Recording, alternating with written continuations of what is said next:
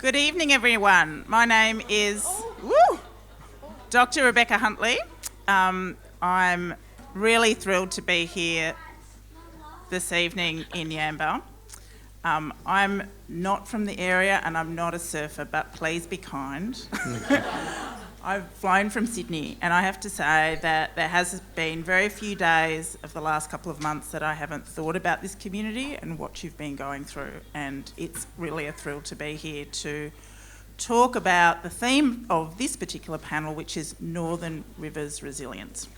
So why am I here? I'm a big supporter of Surfers for Climate. I'm a researcher and a writer on climate change, and I write about how to communicate about climate change. I wrote a book called How to Talk About Climate Change, and it's a book about how to talk about climate change, and, strangely enough. And by the end of tonight, we'll be talking a little bit about the importance of talking about climate change. I think we can almost say that everybody in this room, even this gorgeous little man crawling around, cares about this issue. I want you to think about leaving this hall tonight and thinking about the 6 or 7 people in your life who don't think about climate change, or maybe they think about it and they don't want to talk about it. There's going to be information from both of these panels that you should share, because what my research shows, and the research of people like me, is that everyday conversations with people that we trust about climate change can really shift the dial, and we absolutely have to shift the dial at this next election. So we've got 4 wonderful people to talk about this. I'm going to introduce them very quickly, and big claps for them after I do so. Coordinator of the Clarence Catchment Alliance, Shae Flemming.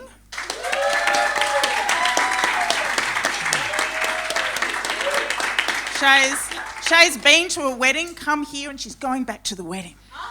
What dedication. I will get changed. That's fine. Hayley Talbot, local environmental champion, working on water security. Hello, Hayley. You've already had Drew McPherson from Surfrider Foundation pointed out to you. There's Drew. And CEO of Surfers for Climate, Josh Kirkman. Great. All right, terrific. So I was told, like I said, tonight we're going to have got lots of things, but the whole theme of this panel is about resilience. And, I'm a bit of a nerd, so I thought, well, I better look up resilience in the dictionary, because that's always fun. And what resilience is the capacity to recover quickly from difficulties. It's associated with toughness, with strength of character and adaptability. Shae, Hayley and Drew, I'd like to get your reflections on, in your words, what resilience is, and thinking too about this community and what it's been through in the last couple of months. Any stories you could share about what makes a resilient community? Who wants to go first? I'm going to maybe dob somebody in. Drew, what does resilience mean to you? Thank you very much, and thank you everyone for having me here tonight. I think resilience for me is just seeing what the community just did. We did a bit of a supply run through a lot of the areas that were seriously hit by the floods, and seeing the community come together then was resilience. It seriously was. I've never seen a response from any community anywhere that was so powerful, and people came from everywhere to help out, and it was really strong and powerful, and I think that just showed how strong the Northern Rivers is and how resilient. Hayley. For me, I think it's the ability to be going through the worst and to keep going. It's to pull together, to support one another. I think sometimes it can be easy to be overwhelmed into inaction, but if you trust what you can do and believe that can be enough, then small groups can be very, very powerful, and we've just seen that. We've seen people pull together and contribute what they were able to contribute, do what they were able to do, and to do wonderful things as a collective. So I think we've proven ourselves pretty incredible here in the Northern Rivers. We've had the worst bushfires we've ever seen. We've just had a 1 in 3,500 year flood, and we're still here, and we're not going to let each other fall. Right, wonderful. Shae. Yeah, much of the same. I mean, we've just, as Hayley just said, we've watched the whole community pull together over something that was absolutely catastrophic and devastating. And honestly, to come together in mateship and do it with a smile and a beer and wash yourself off in the water in the afternoon and just get up and do it all again is purely what we're all about here. And we're proud to live here, and with the fires, we have people that are still waiting to get back into their homes after that 2019 bushfire, and people are still struggling through that, and then to have floods and still be smiling and coming together and hugging it out and having a good time and just getting on with it is exactly what we're all about. Josh, are surfers particularly resilient? Oh, we get smashed all the time. We keep paddling out. Yeah, I think it's a good quality that surfers have. But and I think it has a lot to do with the fact that we know that there's a good thing at the end of that struggle. And I think that's what I can't speak for this community. I don't have the lived experience, but all I know is that you've done a tremendous job. So, bravo. And the whole nation recognises that, and you should know that in the work that I do as a social researcher, what's happened in the Northern Rivers and what's happened with the fires are the two things that are making people say the impacts of climate change are happening now, and we need a government that recognises that, supports these communities properly, not just turns up and pretends to shake hands, but actually does something for the communities that are struggling. So, that's going to be my only cheap shot. Don't stop. No. I want to kind of direct this conversation particularly to Hayley and Shae, who do, you work on separate projects, but you're particularly focused on mining, water security, what's happening with local waterways here, environment, culture and society. Give us a bit of an update so that we know, so that everybody out here can communicate to their community about the importance of this. What's happening in your various campaigns at the moment? I'll go to you, Hayley, first. Interested in where you are with the work that you're doing and what you're seeing and some of the projects that are coming up for you. Yeah, so I'm a local here. I've grown up here my whole life, and I've always had an affinity with this place. It particularly deepened for me when I solo kayaked the Clarence from the top up near River Tree to the end here at Yamba back in 2017, and it was a trip that changed my life. And the river has shaped me as a woman, as a human. And when I returned from my trip and found out around the summer of 2018 about the exploratory mining licences in the headwaters of the Clarence, I was shocked and I wanted to find out more. And so I got together with my friend Dan Ross, Patagonia ambassador, missing him here tonight. And we got a couple of mates together. Maddie is here tonight. And we decided to go up to the top and to come down, and we wanted to take everybody down here up the river with us and show people what we've got to lose, because there's so much. At the top, we go to places like Kakadu and we travel to these far-flung places. We have jewels right under our noses here, right in the Clarence Valley, and we have everything to lose. And so it was so important to go up there and to show people, and also to meet other people. We're saltwater people down here.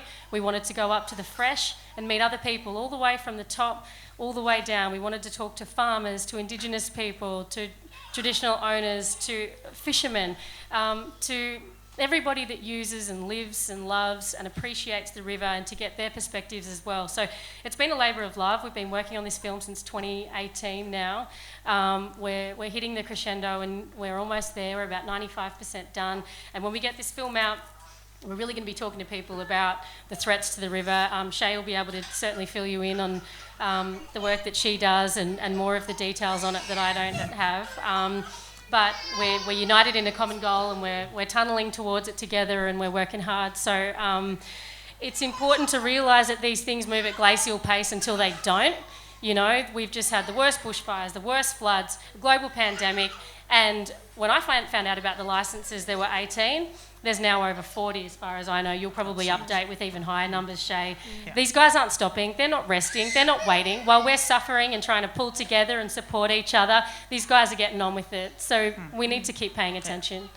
And Hayley, glacial pace is quicker now because of climate change. Absolutely. So when people say Yeah, that's somebody's so true. going at a glacial pace, I think we better hurry up. Shae, I want you to kind of snowball on what Hayley said in terms of the work you're doing and your political impact. It seems to be that not only are you bipartisan, you're non-political, but you're getting all kinds of decision makers involved and getting some attention from them. Tell me a bit more about that. Absolutely. So just going further with what Hayley was saying, then there's now 41, and this time last year there were 28. So that's the increase in a very small amount of time. And the New South Wales government hands out mining leases, exploratory leases, just like lollies. They just hand them out because those mining companies have to pay for that.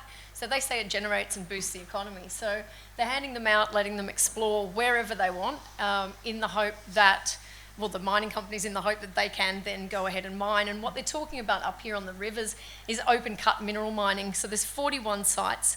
They're on the Clarence River, they're on the Man River, they're on the Nimboida, and they're up on the Dorrigo Plateau on our drinking water catchment, which is also the catchment for coughs and that sort of area. So, these are seriously jeopardising our water source, and that's kind of where we're revolving around. It's not just an environmental issue.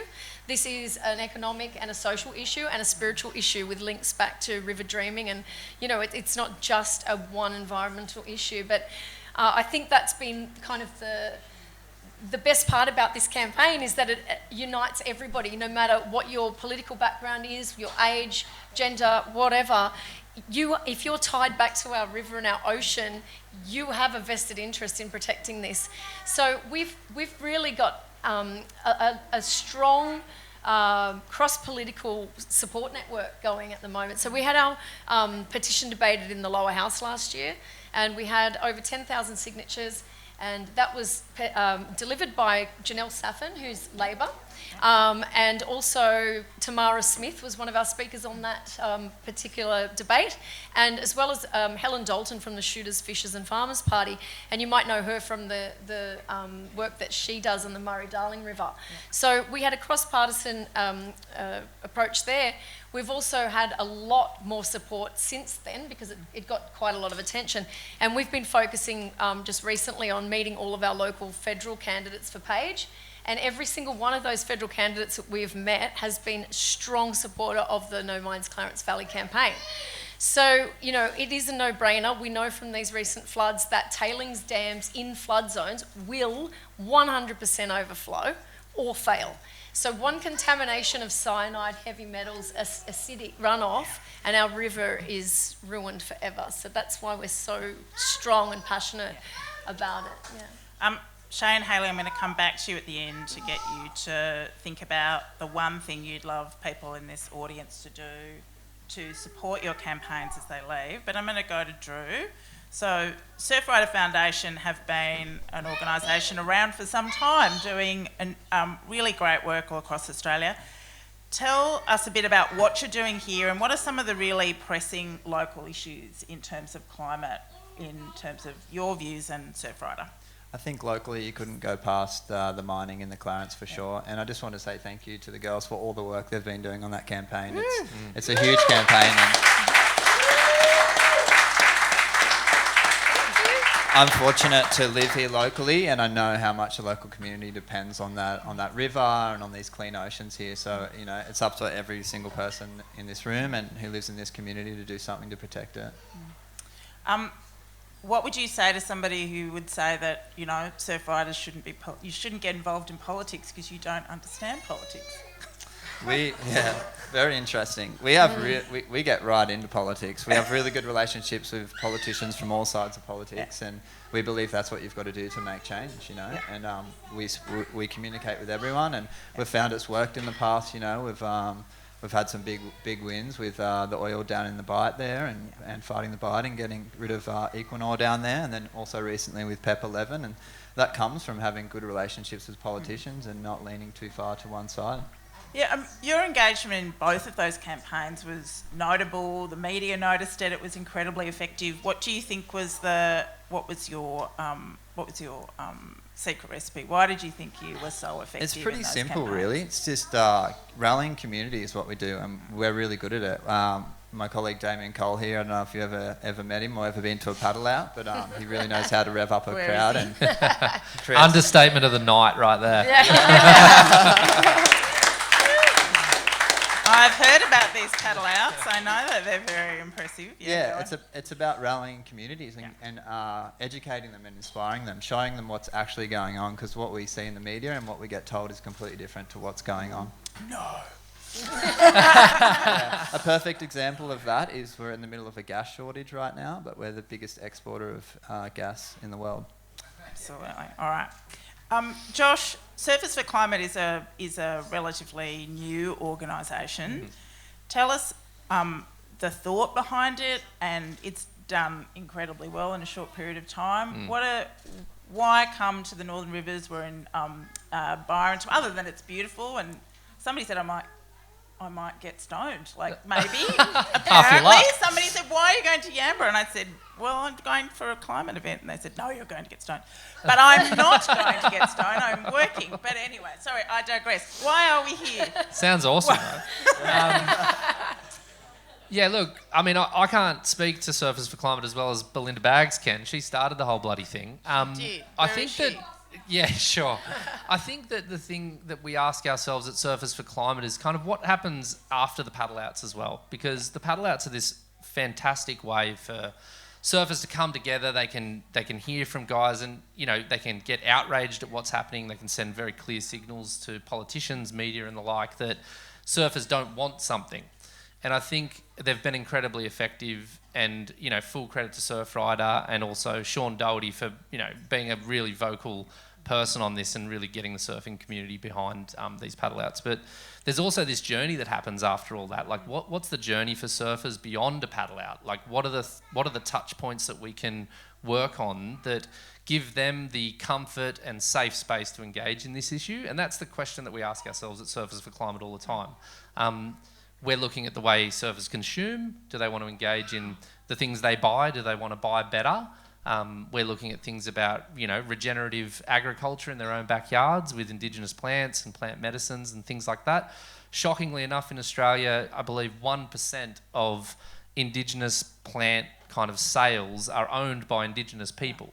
So there's a huge opportunity there in Australia to protect food sovereignty in this country, and it'd be a great shame if that isn't done. We're looking at all of these different ways that surfers can engage on the issue from their point of engagement, because there's a lot of diversity in surfing. There's a diversity of craft. I'm an example of that. I'm a bodyboarder. Thanks, Belinda, for revealing. But, there's so many... Belinda's a longboarder. Drew rides shortboards. Some people body surf. But we're a huge community, and we are all different, and we all do have different political backgrounds or beliefs. So to think that there's one solution for surfers is to miss the point and the opportunity. So that's what we're trying to figure out. We don't bloody know it all yet, but we're working on it. I want to ask Shae, Drew and Hayley, between the last election and this federal election, there's lots of evidence that the conversation, the community about climate is accelerating. People are recognising that extreme fires and floods are connected to climate change. This has always been an area where there's been, a lot of environmental activism and consciousness, but do you feel the community conversation has shifted over the last couple of years? And I'm just interested in what you're hearing in your broader networks beyond your activist networks in this area on this question. Anyone got any thoughts? Shae? Yeah, for sure. Look, I think absolutely 100%. There are way more conversations being had locally about all of the issues that concern us in terms of the evidence that we have to suggest that climate change is affecting us, not just around the world, but right here on our doorstep. And to be honest, within the circle that I am in currently, I know for a fact that there are a lot of people moving towards independent candidates and really pushing for a big revolution and a change in our government, and hoping that is an answer. Yeah. Hayley and Drew, any thoughts? Do you feel like people are talking more about the connection between extreme weather and climate and the lives they live today? Yes, I do think so, but also looking around here at this crowd, there are at least 20 other people that could have been sitting in the seat that I'm sitting in right now. And I really want to honour my foremothers and forefathers that have blazed this trail. There's incredible environmentalists in this room, incredibly knowledgeable people, incredibly switched on people that have been fighting the good fight in their time as well. And I'm only sitting here because I know about the current threats right now. So we are incredibly engaged here. We are very aware. But I certainly feel there is a lot more of an urgency. It's pressing in now. It's palpable. We've been through the worst fires, the worst floods. It's it's certainly a lot more on the radar than it has been previously. Drew, any thoughts? Yeah, for sure. I think it's a mixed bag. You know, you've got like Josh was saying, you've got people from all walks, all different backgrounds, all different views and values. But I mean, these recent floods and the fires that crept up pretty much right behind this wall, like these communities have seen it and they've felt it, and most people that I speak to from so many different age groups, they're pissed off and they want change, and they want to see it in their lifetime, and they want to see it in the future for future generations. Going back to our theme, as much as I like the word resilience, one of the things that annoys me about it is this idea that there's only so much that a community can bear time after time and stay resilient, because they need help. They need support of all kinds from all levels of government. I'd love to get each of you just to reflect on if you could get one thing from our federal government, whatever our federal government looks like in the next couple of weeks, what would that be for this area to help you remain resilient? Because you do, every community, no matter how strong, needs help. So I might go to you first, Shae. What would you like to see? Integrity, definitely. Accountability, and just tell us the truth. Stop funding fossil fuel companies. That'd be one. That'd be the main one for me, and I'm sure most of this room would agree on that. Spend our money wisely and on us. Yeah. Hayley, what would you like to say? I'm so no minds, no freaking minds. It's this where we are is, we've got this challenge where we've got rare earth minerals, critical minerals that get used in batteries, so it can be called green mining. Don't lie about what you want to do here. Tell us the truth and hear us. There's a very important prerequisite to getting a mining licence, and it's a thing called the social licence. There is no social licence to mine here, and yet when they come here and do a community consultation, there's no actual threshold of consensus. People, they can just consult us and say that they've consulted us. And they haven't. And they haven't. They no one's even consulted been us. here yet. They have not consulted us yet. I'm no minds, tell the truth, and no social licence, no minds, Clarence. So a real connection there between... A connection there between integrity and collaboration and actually listening to communities. Drew, what would you like to say? Yeah, absolutely. I'm with the girls there. Supporting communities, not making it harder for them, supporting them with services. Responsible development, I think, is a big one. None of this just putting housing developments in wetlands and where it shouldn't be. I think responsible development is a huge one the whole way up and down the coastline. Absolutely. And that's not just here, that's the whole way up the coastline. We travel a lot with Surfrider, and we have branches the whole way along, and everyone's dealing with the same issue. So I think some responsible development, no offshore oil and gas, and for sure no mining in the Clarence. It's a no-brainer. You can't do it. We saw how the floods affected the river. We got dirty water here. People couldn't surf for weeks. People up the coast in Byron were getting sick from it. It's got to stop. No mining in the Clarence Valley for sure. Josh, we heard from Belinda some of the things that Surfers for Climate is doing for people to be able to kind of easily use your resources to make their voice heard in the election. Some of my best friends are politicians. Again, I know that coming from Sydney, that's another kind of, black mark against me. But I can honestly tell you, in the time that I spend with politicians, one of the things they say to me is that, people tick that they are concerned about climate on a survey, but they'll never vote on climate and they never talk to us about climate. That is changing. And so making our voice heard to politicians and making them a little bit scared that they're going to lose their jobs is pretty critical. And if not now, when? But tell us a little bit about what Surfers for Climate is suggesting. They're not saying vote a particular way, but they are talking about particular resources that we can do to amplify concerns around climate. Yeah, I mean, one of the things that we did recently was to release a number of policy recommendations to all candidates in the lead up to the election, which touched on a few different things that pretty much everyone can agree on. And one of them was to end fossil fuel subsidies and to direct those subsidies towards farmers who, they make food that we need to eat to survive. So, there's really simple things, some of them around management trusts, like to repair our coastal environments.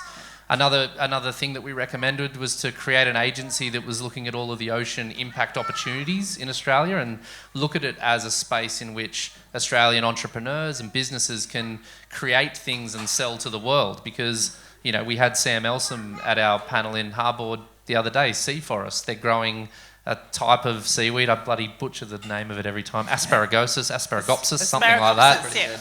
And, it's reducing methane emissions in agriculture.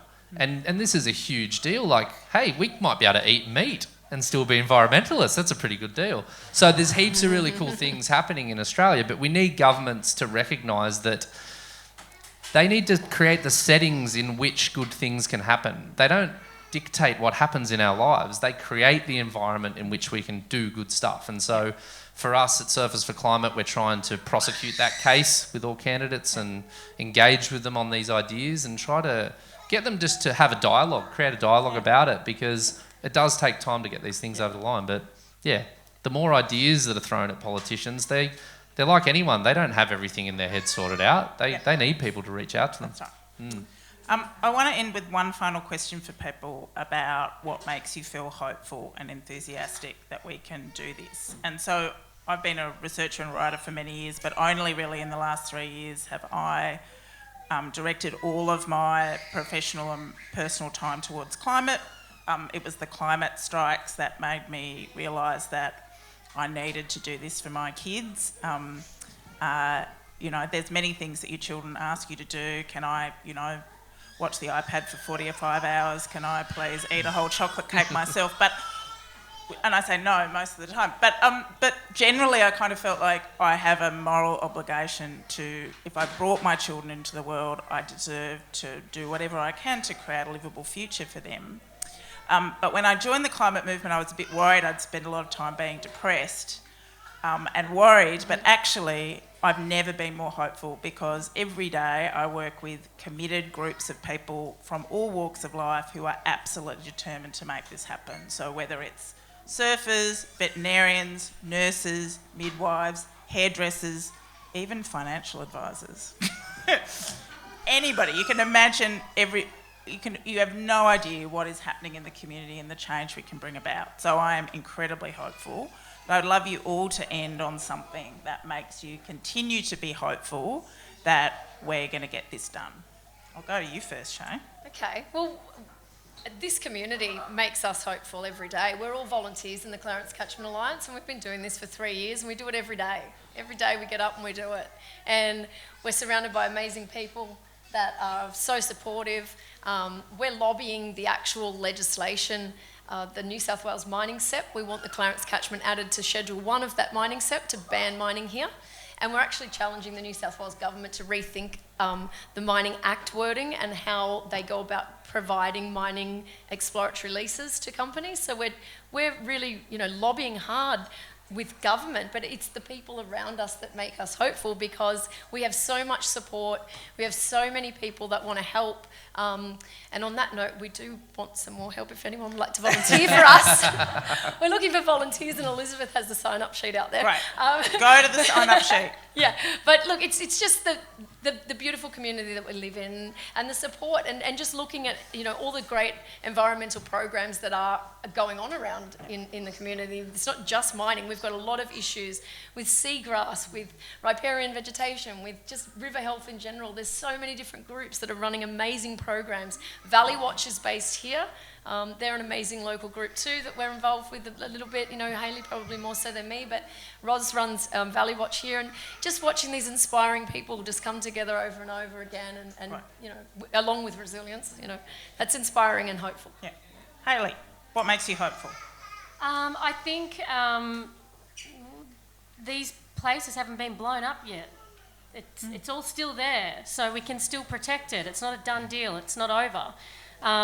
And I think what makes me hopeful, when I go for a surf, when I go out in the bush, when I go for a paddle out on the lake, when I go up the river with my family, the small moments make me hopeful. And conversations, this community makes me hopeful. And so I would say, you know, when I want to lay on the floor and kind of beat my fists and curl up in a ball, it's start where you are, use what you have, do what you can.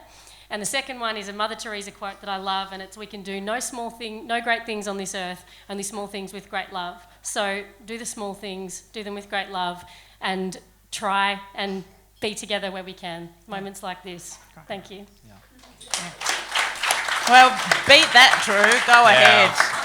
Both the boys good are luck, like, mate. nah, okay. I can't. I'm just going to say I don't something normally really let similar. men have the last word, but go. Do it. See how you go. We're inspired by the same things. That's why we're good friends. Yeah, for me, it's spending time in nature, and in particular the ocean inspires me. It's the only way that I'm able to do this job that I'm doing is by getting a surf in every day, spending time in the ocean, and getting that energy that, you know, to help me to do this, to play this role, for sure. Also community, absolutely. Like, travelling around and meeting these strong communities, it just gives me so much hope. And with the offshore gas, we've had a lot of luck with community and rallying communities, and it works. When we come together, we really can make change. So for me, that's really important. I think it's a big thing, getting everyone together, getting them on board and making change. Huge wins. All right, Josh, quickly. Cheers.